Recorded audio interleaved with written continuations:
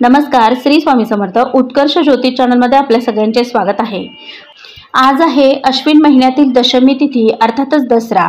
3.5 मुहूर्तापैकी एक म्हटला जाणारा मुहूर्त म्हणजेच दसरा. धन, ज्ञान आणि शक्ती यांचे एकत्रित पूजन करण्याचा महत्त्वाचा दिवस म्हटला जातो तो आहे दसरा.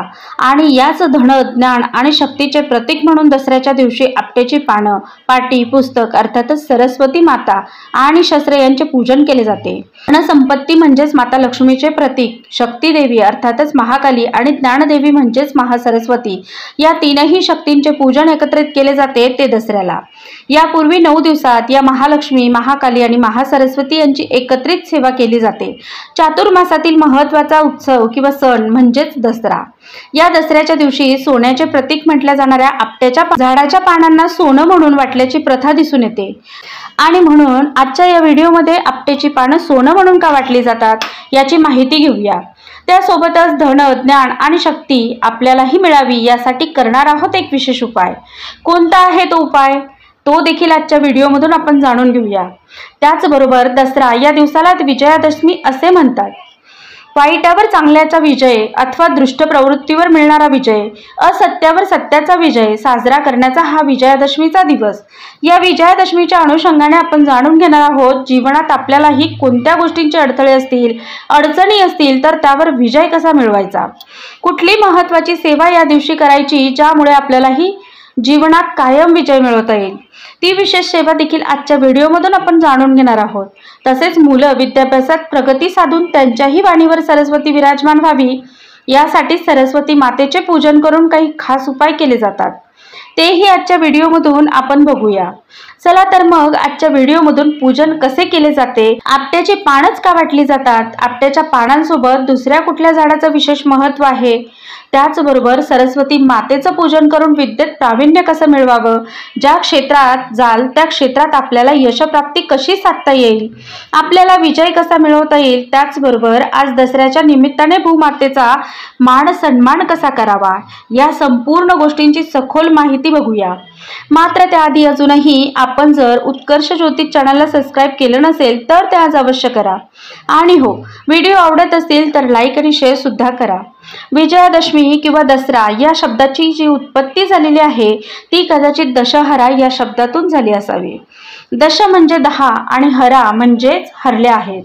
दसऱ्याच्या आधीच्या 9 दिवसांमध्ये नवरात्रीच्या काळात देवीच्या शक्ती रूपांनी 10 दिशांवर विजय मिळवला असे म्हटले जाते. या विजयाच्या संदर्भात या दिवसाला दशहरा किंवा दसरा किंवा विजयादशमी अशी नावं पडली असावीत.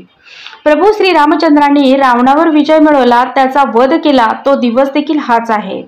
या अभूतपूर्व विजयामुळे या दिवसाला विजयादशमी असे म्हटले जाते. पांडवांचा अज्ञातवास संपवून शक्तीपूजन केले आणि शमीच्या वृक्षावर असलेली आपली शस्त्र परत मिळवली आणि गायी पळवणाऱ्या कौरव सैन्यावर स्वारी करून विजय मिळवला तोही दिवस हाच. या दिवशी सीमोल्लंघन, शमीपूजन सोबतच अपराजिता पूजन आणि शस्त्रांचे पूजन केले जाते. आपट्याची पानं का वाटली जात असावीत अशी परंपरा असण्याच्या पाठीमागे काहीतरी कारण असलं पाहिजे. तर या प्रथेला ऐतिहासिक महत्त्व असल्याचे सांगितले जाते. छत्रपती शिवाजी महाराजांचे मावळे मोहिमेवर गेले की शत्रू प्रदेश लुटून सोन्या नाण्याच्या रूपाने अनेक प्रकारची संपत्ती घरी घेऊन येत असत. आणि हे विजयवीर शिलेदार मोहिमेवरून परत आले की घरातील तिला त्यांचं औक्षण करत त्यांना ओवाळत आणि ते घरात आणलेली लूट देवापुढे ठेवून देवांना आणि वडीलधाऱ्या व्यक्तींना नमस्कार करून आशीर्वाद घेत असत. या घटनेची स्मृती म्हणून सध्याच्या काळात आपट्याची पानं सोनं म्हणून वाटण्याच्या रूपाने शिल्लक उरलेली असावी असा एक समज सांगितला जातो. या आपट्याच्या पानांना धार्मिक महत्त्व देखील आहे. शमीची पानं एकमेकांना प्रदान करू नयेत तर ती आपल्या वास्तूत जपून ठेवावी. त्यामुळे वास्तूतील सकारात्मकता वाढीस लागते. शमी हे एक प्रकारचे तेज तत्व असलेले वृक्ष आहे. आपट्याची पानं ही आप आणि तेज या कणांशी निगडित असल्याने शमीकडून प्रक्षेपित झालेल्या लहरी या आपट्याच्या पानांकडून ग्रहण केल्या जातात व त्या आपतत्वाच्या बळावर प्रवाही केल्या जातात. व जेव्हा या आपट्याच्या पानांचे आदान प्रदान होते त्यावेळेस ते तेजरूपी आपट्याच्या पानातून जीवांच्या तळहाताकडे संक्रमित होतात. त्यामुळे जीवांच्या तळहातावरील देवतांच्या स्थानांचे बिंदू कार्यरत होतात. आणि या बिंदूतून तेथेच आवश्यक असलेली तत्व जीवांच्या सूक्ष्म देहापर्यंत आपतत्वाच्या कणांच्या माध्यमातून झिरपत जातात। आणि म्हणूनच शमीची पानं घरात ठेवून दसऱ्याच्या दिवशी वायुमंडळाची शुद्धी केली जाते आणि त्यानंतर आपटेच्या पानातून तेजतत्व एकमेकांना प्रदान करून ईश्वरीय राज्य स्थापनेला लागणारा शास्त्रभाव जागृत अवस्थेत ठेवावा असे सांगितले जाते। आपट्याचे झाड अर्थातच अश्वंतक वृक्ष, हा अश्वंतक वृक्ष महादोषांचे निवारण करणारा असाच आहे। त्याला विनंती केली जाते की हे अश्वंतक वृक्षा, तू मला माझ्या मित्रांचे दर्शन घडव आणि माझ्या शत्रूंचा नाश कर, असे म्हणून त्या आपट्याच्या पानांचे पूजन केले जाते। आणि व वृक्ष असेल तर त्याचे देखील पूजन केले जाते, त्याच्या मुळाशी पूजन केले जाते, त्याला तांदूळ सुपारी नाणे अर्पण केले जाते आणि त्याच्या बुंध्याजवळची थोडीशी माती घेऊन त्या वृक्षाची पानं घरी आणली जातात। त्यानंतर आपट्याची पानं सगळ्या नातेवाईक मित्र मैत्रिणींना वाटली जातात। आपट्याची पूजा करताना पुढील मंत्र म्हणतात। अश्वंतक महावृक्ष महादोष निवारण, इष्टानाम दर्शनम देही कुरु शत्रु विनाशनम। अशा प्रकारे अनन्यसाधारण महत्व असलेले हे आपट्याचे झाड, या आपट्याच्या झाडाच्या मुळाशी पूजन करून आपट्याची पानं घरी आणली जातात आणि सोबत जी शमीची पानं आणलेली आहेत त्यांना घरात ठेवले जाते आणि ह्या आपट्याच्या पानांचे आदान प्रदान केले जाते। ह्या आपट्याच्या पानांना वाटताना सोनं घ्या आणि सोन्यासारखे राहा असे म्हटले जाते। आपट्याची पानं घरी आणली जातात, त्यातली सगळ्यात आधी देवापुढे ठेवली जातात व त्यानंतर ती पानं वाटली जातात। मोठ्यांना सोनं देऊन नमस्कार केला जातो, मात्र आपट्याची पानं देताना आधी लहानांनी मोठ्यांकडून आशीर्वाद रूपी ती पानं घ्यावीत। आपण ज्यांना आदर्श मानता किंवा आपल्यासाठी जे आशीर्वाद रूप प्रदान करतात अशा मोठ्या व्यक्तींकडून ही आपट्याची पानं मिळाल्यास ती पानं खूप जास्त महत्त्वाची असतात। म्हणून अशा दिवशी गुरुकडून किंवा अन्य कोणा एखाद्या व्यक्तीकडून आपट्याची पानं मिळाल्यास तो आशीर्वाद खूप जास्त महत्त्वाचा म्हटला जातो। त्यानंतर आपल्याला या दसऱ्याच्या दिवशी जे पूजन करायचे आहे ते बघूया। आधी सांगितल्याप्रमाणे धन, शक्ती आणि ज्ञान यांचे एकरूप असलेल्या या उत्सवाचे पूजन करताना एका पाटावर कपडा अंथरून त्यावर तुमच्याकडे सरस्वतीची मूर्ती असेल तर ती सरस्वती मातेच्या मूर्तीला स्थापन करावं। मूर्ती नसल्यास पाटीवर किंवा कागदावर सरस्वतीचे चित्र काढावे व ते पूजेत ठेवावे। त्यानंतर सरस्वतीचे रूप म्हटल्या जाणाऱ्या पुस्तकं किंवा तुमच्याकडे असलेले जे धार्मिक ग्रंथ असतील त्या ग्रंथांना आजच्या दिवशी बाहेर काढून अवश्य पूजन करावे, कारण ग्रंथातून मिळणारे जे ज्ञान आहे ते सर्वांग सुंदर आहे आणि म्हणून याचं पूजन या दिवशी केलं गेलं पाहिजे। मग या सगळ्या ग्रंथांना पाटावर ठेवावं।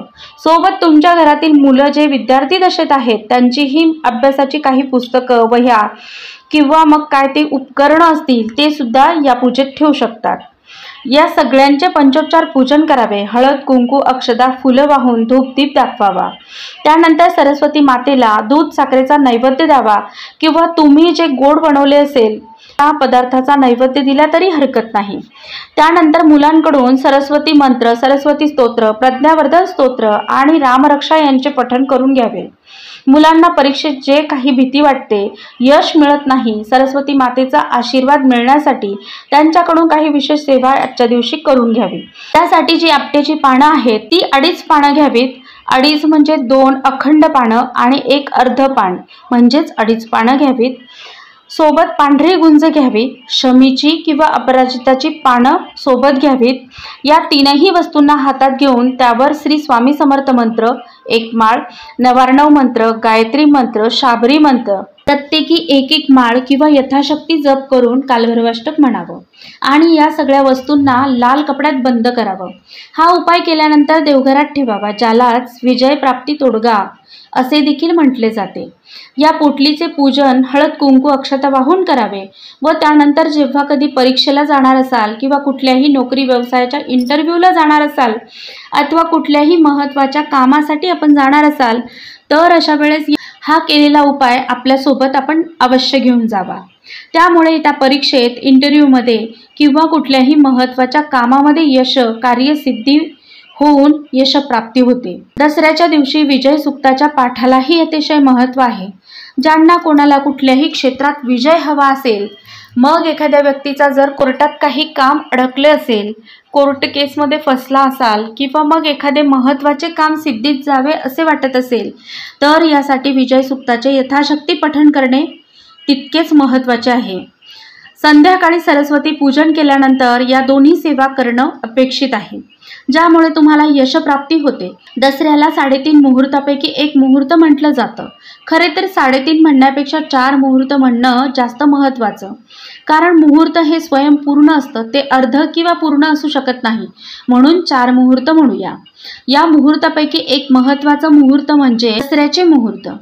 या दसऱ्याच्या मुहूर्ताला मातेचे पूजन महत्त्वाचे म्हटले जाते आणि म्हणूनच जे शेतकरी आहेत त्यांच्याकडे किंवा ज्यांच्याकडे शेती आहे अशा बांधवांनी दसऱ्याच्या दिवशी सकाळी पूर्णावरणाचा नैवेद्य आपल्या शेताच्या मध्यभागी नेऊन साधारण 1x1 चा खड्डा खोदावा व त्या खड्ड्यात हा नैवेद्य पुरावा. भूमातेचे पंचोपचार पूजन करावे. ज्यांना भूसूक्त येत असेल त्यांनी भूसूक्त म्हणावं. भूमातेचे पूजन करून झाल्यानंतर भूमातेला विनंती करावी की आमच्या कुटुंबाला आवश्यक आहे तेवढं धन या शेतातून पिकू द्या. अशी विनंती करून शक्य झाल्यास भूमातेची ओटी सुद्धा भरली जाते. ओटीचं जे सामान असेल ते नैवेद्यासोबत दिलं जातं. ते दिल्यानंतर त्यावरून माती टाकून तो खड्डा बंद करावा. या पद्धतीने ही सेवा केल्यास शेतीच्या मालकाला सुखशांती लाभत असते. धनधान्याची कधीही कमतरता पडत नसते. याबाबत कोणाला काही शंका असेल तर आपण विचारू शकतात. धन्यवाद. श्री स्वामी समर्थ.